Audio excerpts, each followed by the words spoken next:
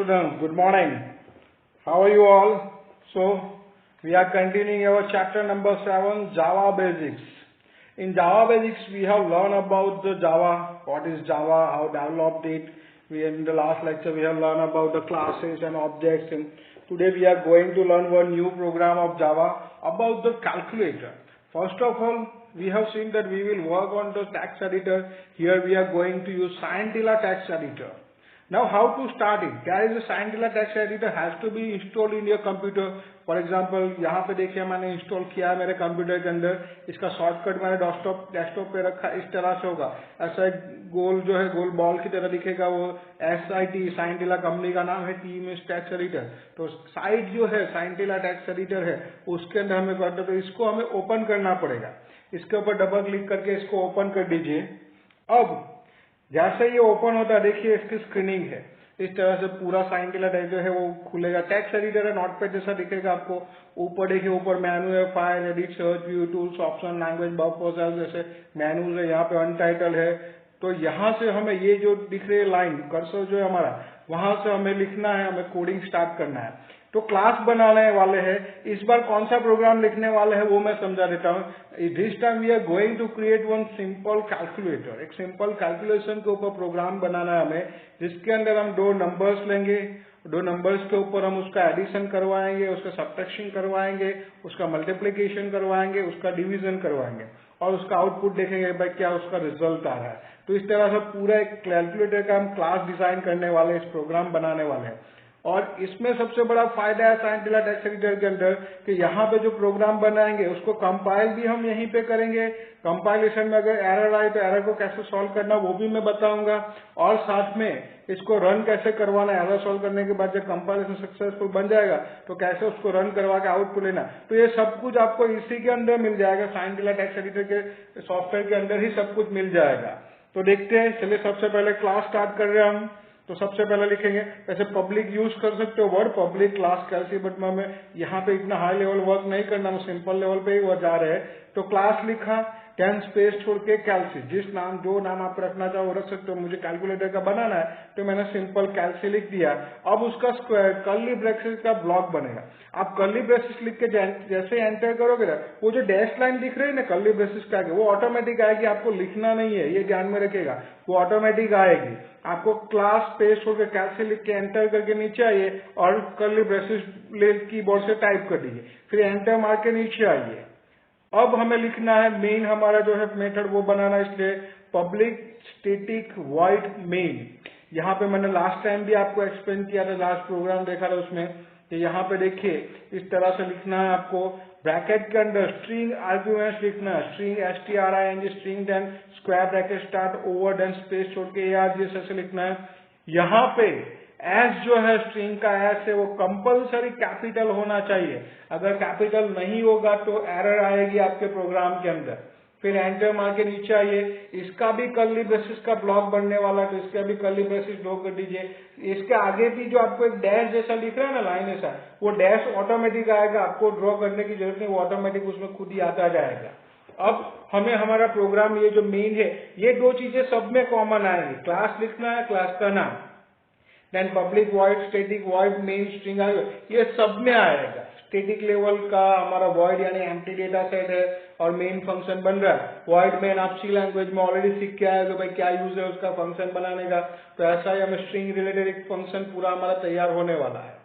अब क्या है समझिए, मैंने आपको बताया कि भाई दो वैल्यूज मुझे चाहिए और वैल्यू स्टोर करवाने के लिए मुझे चाहिए वेरिएबल. तो मैं यहाँ पे दो वेरिएबल लेने वाला हूँ A एंड B.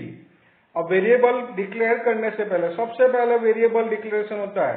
आप कोई भी प्रोग्राम ले लो, प्रोग्राम के अंदर सबसे पहले आपको वेरिएबल डिक्लेयर करने पड़ेंगे. तो वेरिएबल डिक्लेयर करना है तो वेरिएबल उसके डेटा टाइप के साथ डिक्लेयर करने पड़ेंगे. Now what is data type? Data type मैंने लास्ट लेक्चर में आपको एक्सप्लेन किया था कि डेटा टाइप जो है वो डिसाइड करेगा भाई कौन से टाइप का डेटा, कौन से टाइप की वैल्यू एंटर होगी. इसमें हमने देखा था कि जो होल नंबर है तो उसके लिए इंटीजर आएगा. डेसिमल नंबर यानी पॉइंट के बाद वैल्यू आने के चांसेस, तो फ्लॉट या डबल आप यूज कर सकते हो उसके अंदर. यहाँ पे मैं पॉइंट वाले डिवीजन ये सब में पॉइंट के बाद वैल्यू आने के चांसेस है. तो यहाँ पे मैं फ्लॉट डेटा टाइप ले रहा हूँ. तो फ्लॉट A फ्लॉट B. अब यहाँ पे देखिएगा कि जो मेरा मेन फंक्शन है, ऐसा कोई भी मैं डिजाइन कर रहा हूँ मेथड, तो उसके अंदर जितने भी मेरे स्टेटमेंट बनेंगे ना, जितने भी सेंटेंस बनेंगे ना, सबके एंड में सेमीकोलन लिखना पड़ेगा मुझे। तो देखिए प्लॉट स्पेस छोड़ के ए देन सेमीकोलन, फिर एंटर, ऐसे लाइन में लिखोगे तो भी चलेगा, बट थोड़ा अच्छा लगे इसलिए मैं एंटर मार के नीचे आया हूँ, दूसरा बना रहा हूँ प्लॉट स्पेस छोड़ के बी देन सेमीकोलन। ये हो गया हमारा, दो वेरिएबल ले लिए और भी उसके अंदर हम वैल्यू स्टोर करवा के हम बात करेंगे। अब मुझे और भी वेरिएबल्स चाहिए। कौन कौन से वेरिएबल चाहिए? मुझे एडिशन करवाना है तो उसके लिए ऐड चाहिए, सब्ट्रैक्शन करवाने के लिए मुझे सब चाहिए, मल्टीप्लिकेशन के लिए MULT मल्टी चाहिए, डिवीजन करवाने के लिए डिवीजन DIV चाहिए। तो ऐसे 4 वेरिएबल और चाहिए मुझे इन सब के रिजल्ट स्टोर करवाने के लिए, और चारों के मुझे डेटा टाइप के साथ डेसिमल्स पॉइंट नंबर आने के चांसेस है और थोड़ी हाई रेंज में आने के चांसेस है। तो फ्लॉट से एक लेवल अप यानी कि डबल डेटा टाइप में उसके अंदर यूज करने वाला हूं। तो double add semicolon, then double sub semicolon, double MULT multi semicolon, double DIV semicolon, यानी 4 वेरिएबल्स मैंने ले लिए एडिशन, सब्ट्रैक्शन, मल्टीप्लिकेशन, डिवीजन के लिए। उसके वैल्यूज ये सब वेरिएबल्स के अंदर स्टोर होगी। अब क्या करना है, मेरे जो 2 वेरिएबल है ए और बी, उसको मैं वैल्यू दे दूंगा। आप कोई भी वैल्यू देना चाहो दे सकते, आपको जैसे कैलकुलेशन सेट करना है कर सकते। दिस इज योर प्रोग्राम, ये आपका प्रोग्राम है, आप अपने हिसाब से डिसाइड कर सकते हो कि आपको क्या वेरिएबल का नाम रखना है। ए बी की जगह पे XYZ भी आप यूज कर सकते हो। वेरिएबल का क्या नाम रखना है और उसके अंदर क्या वैल्यूज एंटर करनी है, this is depend on you. तो एक में अंदर लिखा मैंने 5, बी के अंदर लिखा 14। आप कोई भी वैल्यू उसके अंदर डाल सकते हो। वन मोर थिंग फिर से बता रहा हूं, सेमीकोलन से सेपरेशन जरूरी है, इसलिए सेमीकोलन लिखना जरूरी है हर बार। अब कैलकुलेशन वाला पार्ट आएगा। देखिए यहाँ पे ना एक बीच में मैंने थोड़ा अच्छा लगे ना इसलिए स्पेस छोड़ रहा हूँ। आप एक साथ में भी लिख दोगे तो भी चलेगा उसके अंदर, ऐसा जरूरी नहीं कि बीच में स्पेस छोड़नी चाहिए, बट थोड़ा पार्ट अलग बने। वेरिएबल का पार्ट अलग हुआ, वैल्यू असाइन करने का पार्ट अलग हुआ, कैलकुलेशन का पार्ट अलग लगे, थोड़ा अच्छा लगे इसलिए मैंने इस तरह से बनाया है। अब ऐड है तो ऐड के अंदर मैं क्या कराऊंगा, a plus B then semicolon. सब है तो उसके अंदर सब्ट्रैक्शन के लिए a माइनस बी, मल्टीप्लीकेशन के लिए a into B. Asterisk sign जो है स्टार की जैसी जो साइन होती है वो मल्टीप्लीकेशन के लिए यूज होती है। And a divided by B, a slash B वो डिवीजन के लिए यूज होगा। तो इस तरह से मैंने कैलकुलेशन भी करवा लिया पूरा। अब ये प्रोसेस तो हो जाएगी, ऐड के अंदर a प्लस बी की वैल्यू भी आ गई, सब के अंदर सब्ट्रैक्शन के अंदर a माइनस बी की वैल्यू भी आ गई, MULT के अंदर a इंटू बी की वैल्यू भी आ गई, डिवीजन के अंदर a डिवाइडेड बी की वैल्यू भी आ गई। अब ये चारों वेरिएबल के अंदर वैल्यू स्टोर हो चुकी है। अब मुझे यूजर को दिखाना है तो क्या करना पड़ेगा, डिस्प्ले करवाना पड़ेगा। डिस्प्ले करवाने के लिए मुझे इसको प्रिंट करवाना पड़ेगा। यहाँ पे प्रिंट के लिए क्या ऑप्शन यूज होता है, देखिए system.out.println, ये मेथड हमें यूज करनी है, ये पार्ट उसमें यूज करना है। यहाँ पे भी एस कंपल्सरी, सिस्टम का एस कंपल्सरी कैपिटल होना चाहिए। अब पहला मैं क्या प्रिंट करवाने वाला हूँ, क्या यूजर को आउटपुट दिखेगा, उसके लिए system.out.println, उसके ब्रैकेट के अंदर मुझे टेक्सचुअल डेटा प्रिंट करवाना है तो मुझे डबल इन्वर्टेड कॉमा में लिखना पड़ेगा। जैसे मैंने लिखा a इज इक्वल टू, फिर थोड़ी स्पेस छोड़ के इन्वर्टेड कॉमा लेकर दिया है। अब वेरिएबल की वैल्यू चाहिए, एक ही वैल्यू मुझे प्रिंट करवानी है, तो वेरिएबल की वैल्यू अगर टेक्स्ट के साथ प्रिंट करवानी है तो मुझे प्लस साइन यूज करनी पड़ेगी, प्लस a। अब पीछे भी मुझे कुछ टाइप करना है तो a के पीछे, अगर a के पीछे टेक्स्ट आ रहा है तो पीछे भी प्लस साइन लेना पड़ेगा, यानी प्लस, देन फिर इन्वर्टेड कॉमा यूज करके थोड़ी स्पेस छोड़ के लिखा मैंने and b is equal to, space छोड़ के इन्वर्टेड कॉमा, प्लस b, यानी कि b की जो वैल्यू है, वेरिएबल जो है a और b जो मैंने वेरिएबल यूज किए हैं जो ब्लैक कलर में आपको दिख रहे हैं, वो वेरिएबल की वैल्यू प्रिंट होगी यहाँ पे। और जो आपको अलग कलर में दिख रहा है वो टेक्सचुअल है तो वो सीधा डायरेक्टली प्रिंट होगा। यानी प्रिंट क्या होगा, आउटपुट क्या होगा, a is equal to 5 and b is equal to 14, ऐसा प्रिंट होकर आएगा। अब b के बाद मुझे कुछ नहीं करना, तो b के बाद प्लस साइन नहीं है, ब्रैकेट ओवर सेमीकोलन, बराबर है। अब दूसरा प्रिंट करवाना है मुझे system.out.println, जिसमें एडिशन क्या है, तो addition of a and b is, ऐसा प्रिंट टेक्स्ट प्रिंट होना चाहिए मुझे, तो डबल इन्वर्ट कॉमा में मैंने लिख दिया। अब ऐड की जो वैल्यू है, ऐड जो मेरा वेरिएबल है जिसके अंदर a प्लस बी हो चुका है, उसकी वैल्यू आ चुकी है ऑलरेडी, उसको मैं यहाँ पे वेरिएबल की वैल्यू प्रिंट करवाऊंगा। तो प्लस साइन यूज करके ऐड लिख दिया, ब्रैकेट ओवर सेमीकोलन। अब सब्ट्रैक्शन के लिए है, कंप्यूटर प्रैक्टिकल के अंदर सबसे बड़ा फायदा है कॉपी पेस्ट का। यहाँ पे एक लाइन मैंने कॉपी कर ली, system dot out dot print ln addition of A and B is an add, उसको कॉपी करके नीचे पेस्ट कर दीजिए। हर बार पेस्ट करते जाइए, ऑटोमेटिक सिर्फ थोड़ा ही चेंजेस करना पड़ेगा। System dot out dot print ln हर बार लिखना नहीं पड़ेगा। एडिशन की जगह पे हम लिख देंगे subtraction, subtraction of A and B is plus सब के अंदर क्या है, ए माइनस बी की वैल्यू है। फिर system dot out dot print Elon multiplication के लिए यूज किया, multiplication of A and B इसमें मल्टी है तो उसमें मल्टीप्लीकेशन की वैल्यू प्रिंट हो जाएगी। Then system dot out dot print Elon division of A and B, इसमें डी आएगी, डी की वैल्यू डिवीजन की वैल्यू है वो प्रिंट हो जाएगी। यानी system dot out dot print Elon जो है मेरा, वो मुझे यहाँ पे जो वैल्यू है, आप प्रोग्रामिंग के अंदर आप कोई भी प्रोसेसिंग करवा रहे हो, कोई भी कंप्यूटेशन करवा रहे हो, कोई भी कैलकुलेशन करवा रहे हो, जब तक आप उसको प्रिंट में नहीं ले जाओगे तब तक यूजर के सामने वो नहीं आएगा। यानी यूजर के सामने लाने के लिए मुझे ये यूज करना है। जैसे सी लैंग्वेज आपने पढ़ा है तो उसमें प्रिंट एफ यूज करते थे, वैसा ही यहाँ पे system dot out dot print, system dot out dot print use करोगे तो सभी एक लाइन में प्रिंट होगा। लेकिन आप चाहते हो कि एक वैल्यू प्रिंट हुई उसके बाद दूसरी प्रिंट उसके नीचे प्रिंट होनी चाहिए, तो system dot out dot print Elon use करना पड़ेगा, नेक्स्ट लाइन के अंदर जाना।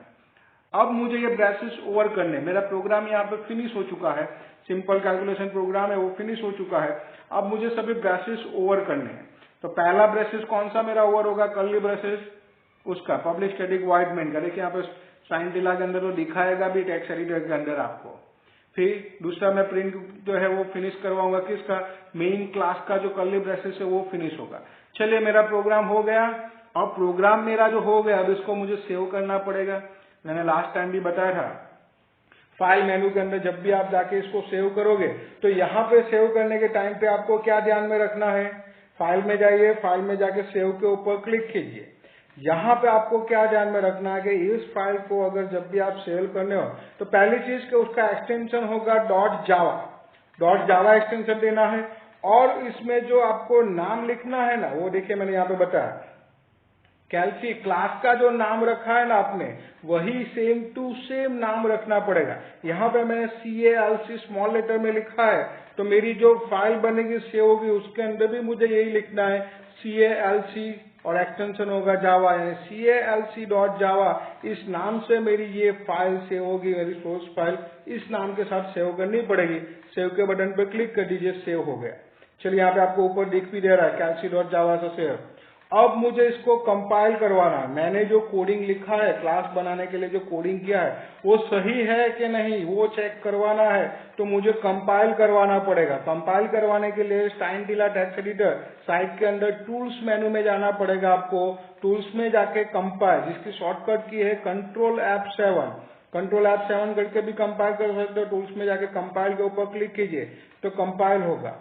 अब अगर आपके प्रोग्राम में एरर होगी तो एरर दिखाएगा। देखिए यहाँ पे हमारे प्रोग्राम में एक एरर है, मैंने जानबूझ के एक एरर रखी थी, आपने शायद ध्यान दिया कि नहीं दिया वो आपके ऊपर अभी पता चल जाएगा कि मैंने क्या मिस्टेक की थी, मैंने क्या उसमें एरर रखी थी। देखिए मैं थोड़ा जूम करके दिखाता हूँ आपको कि क्या एरर थी।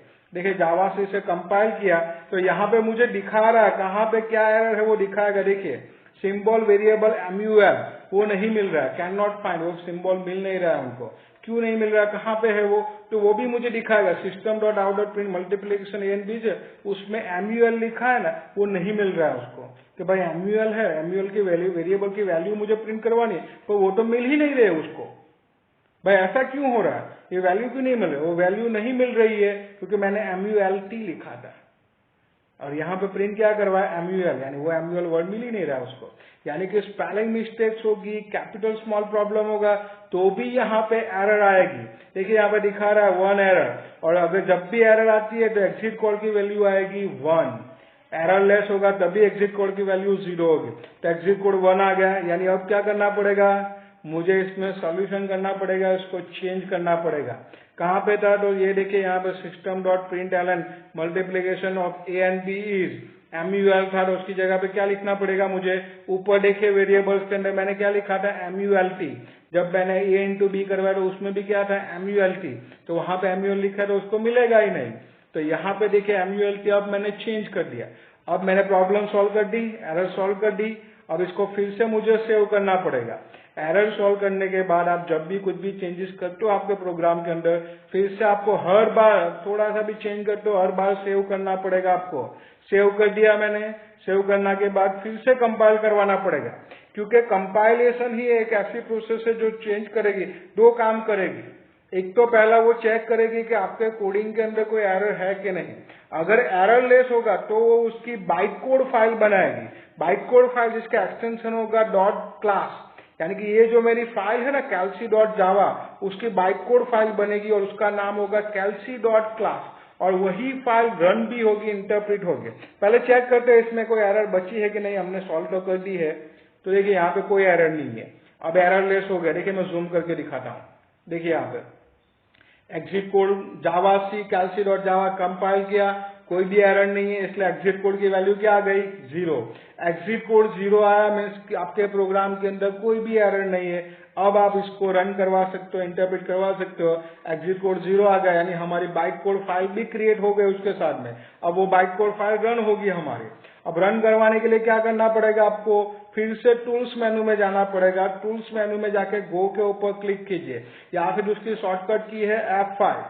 F5 के ऊपर आप F5 प्रेस कीजिए कीबोर्ड से, या फिर टूल्स में जाके गो के ऊपर क्लिक कीजिए, तो हमारा प्रोग्राम रन होगा। और हमने जो कैलकुलेशन करवाया वो कैलकुलेशन का जो हमने system.out.println के अंदर हमने उसको आउटपुट में प्रिंट करवाया है, वो प्रिंट आउट हमारे सामने आ जाएगा। दिख नहीं रहा है, जूम करके देखते हैं इसको। देखिए इस तरह से जावा उसको डॉट कैल्सी जो है हमारी फाइल, उसको कंपाइल करवाएगा। इसमें हमने सबसे पहले क्या करवाया था, ए और बी की वैल्यू प्रिंट करवाई थी, तो ए इज इक्वल टू 5.0। अब 0.0 ऐसा क्यों दिखा रहा है भाई, क्योंकि हमने जो डेटा टाइप लिया था उसका फ्लॉट और डबल लिया था, और फ्लॉट और डबल जो है वो रियल नंबर्स के लिए आते हैं। रियल नंबर्स मीन्स पॉइंट के बाद वैल्यू डेसिमल नंबर्स होते हैं, तो इसके लिए इसमें 0.0 आएगा। कोई भी नहीं है पॉइंट के बाद तो ऑटोमेटिक वो 0 ले लेगा। तो a is equal to 5.0 and b is equal to 14.0। अगर आपको ये पॉइंट वाली वैल्यू नहीं चाहिए तो आपको इंटीजर डेटा टाइप लेना पड़ेगा, int डेटा टाइप लेना पड़ेगा। अब एडिशन का हमने प्रिंट करवाया था सबसे पहले, तो addition of a and b is 19। आप कैलकुलेशन कर सकते हो। Subtraction of a and b is -9, क्योंकि a माइनस b करवाया हमने, तो a की वैल्यू कम है तो ऑटोमेटिक वो माइनस में वैल्यू आएगी। मल्टीप्लीकेशन 5 into 14 तो 70 आ गया। Then division of a and b 5 divided by 14, तो उसकी जो वैल्यू है बहुत बड़ी वैल्यू है, डबल डेटा टाइप लिया है, बहुत बड़ी वैल्यू है, तो उसमें आ जाएगी। इस तरह से हमें आउटपुट मिलेगा पूरा। तो इस तरह से हमारा सिंपल कैलकुलेशन का एक प्रोग्राम है, इस तरह से रन होगा हमारा।